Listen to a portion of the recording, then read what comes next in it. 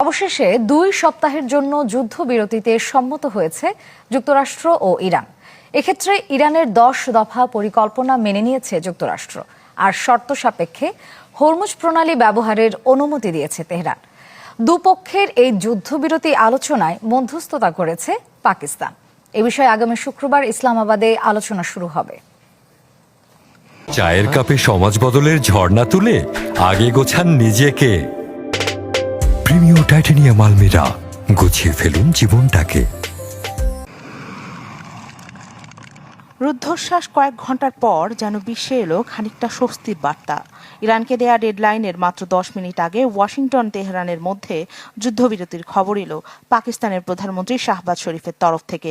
সামাজিক যোগাযোগ মাধ্যম এক্সে দেয়া পোস্টে বিষয়টি নিশ্চিত করেন তিনি। এই যুদ্ধবিরতির আওতায় পড়বে লেবাননে চলমান সংঘাত। এর 2 ঘন্টা আগে ইরানি সভ্যতা পুরোপুরি ধ্বংসের হুঁশিয়ারি দেন মার্কিন প্রেসিডেন্ট ডোনাল্ড ট্রাম্প। এরপর থেকেই ভয়াবহ কিছু ঘটতে যাচ্ছে এমন শঙ্কায় ছিল বিশ্ববাসী। তবে যুদ্ধবিরতিতে সম্মত হওয়ায় আপাতত ইরানে হামলার পথে হাঁটছে না যুক্তরাষ্ট্র। ট্রুথ সোশ্যালে দেওয়া পোস্টে মার্কিন প্রেসিডেন্ট ডোনাল্ড ট্রাম্প জানান, পাকিস্তানের প্রধানমন্ত্রী শাহবাজ শরীফ ও সেনাপ্রধান জেনারেল আসিফ মুনিরের বিশেষ অনুরোধে ইরানের উপর হামলা 2 সপ্তাহের জন্য স্থগিতে সম্মত হয়েছেন তিনি। বিনিময়ে হরমুজ প্রণালী পুরোপুরি খুলে দেবে ইরান। এছাড়া তেহরানের প্রস্তাবিত 10 দফাকে আলোচনার কার্যকর ভিত্তি হিসেবে উল্লেখ করেন তিনি। ইরানের সশস্ত্র বাহিনীর সমন্বয়ের মাধ্যমে গুরুত্বপূর্ণ জলপথটি দিয়ে আগামী 2 সপ্তাহ নিরাপদে জাহাজ চলাচল করতে পারবে জানিয়েছেন দেশটির পররাষ্ট্রমন্ত্রী আব্বাস আরাকচি। এ বিষয়ে শুক্রবার পাকিস্তানের রাজধানী ইসলামাবাদে শুরু হবে আলোচনা। তবে 2 পক্ষের প্রতিনিধিরা সরাসরি এতে অংশ নেবেন কিনা তা এখনো অনিশ্চিত।